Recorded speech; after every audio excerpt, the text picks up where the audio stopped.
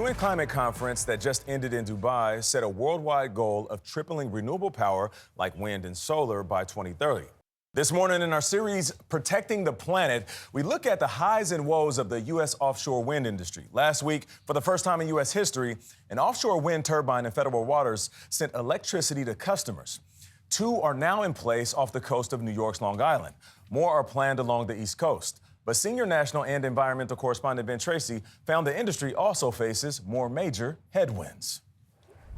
When you see this thing spinning here, what do you think? Yeah, I mean, this is the future. It's also historic.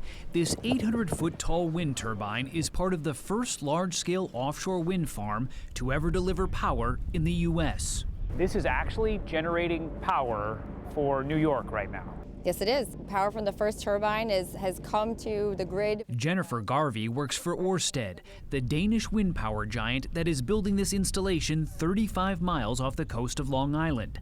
Once complete, it will have 12 turbines, each 2.5 times taller than the Statue of Liberty. You've got some of the best winds in the world here. Ørsted America's CEO David Hardy showed us this beach where power from those turbines comes ashore near the Tony village of East Hampton. Earlier this year, the company threaded an undersea cable deep below the sand and down this road to connect to the grid. So this is basically a massive extension cord? Yeah, you could call it that, a 78-mile extension cord. And this town, with an obvious affinity for windmills, is now partially powered by 132 megawatts of the real deal. For those that don't speak energy, that's 70,000 homes. This is a first. This is a milestone. It was supposed to be the first of about 24 offshore wind farms built by developers along the East Coast, a key part of the transition away from fossil fuels and their planet-warming pollution. But the offshore wind industry is now being battered by a combination of inflation, rising interest rates, and supply chain issues that have made many projects too expensive to build. That could also drive up the price of wind power from those that do start spinning. It is cool to see it up close. When we first talked to Hardy at a pilot project back in 2021, he felt the wind was at his company's back. Are you optimistic about the future of this? Yeah, very optimistic. A lot has changed. Ørsted recently canceled 2 giant wind farms off New Jersey and is reconsidering 2 others. Do you think in some ways it was overly optimistic?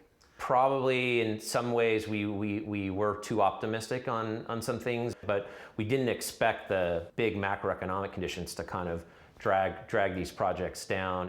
All of these projects were critical to President Biden's goal of 30 gigawatts of offshore wind power by 2030, enough to power more than 10 million homes.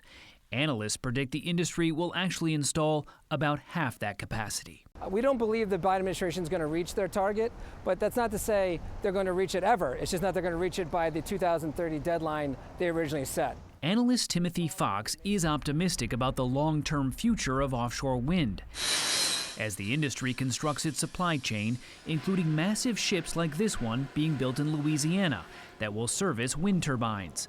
Another huge wind farm off Martha's Vineyard is expected to start delivering power early next year. Back at Ørsted, David Hardy believes offshore wind is still the best source of renewable energy for crowded East Coast cities, where it's hard to build wind and solar farms on land. It's been a bumpy couple of years, but you still have a lot of people who believe in this industry and know that it needs to happen. For CBS Mornings, I'm Tracy on Long Island.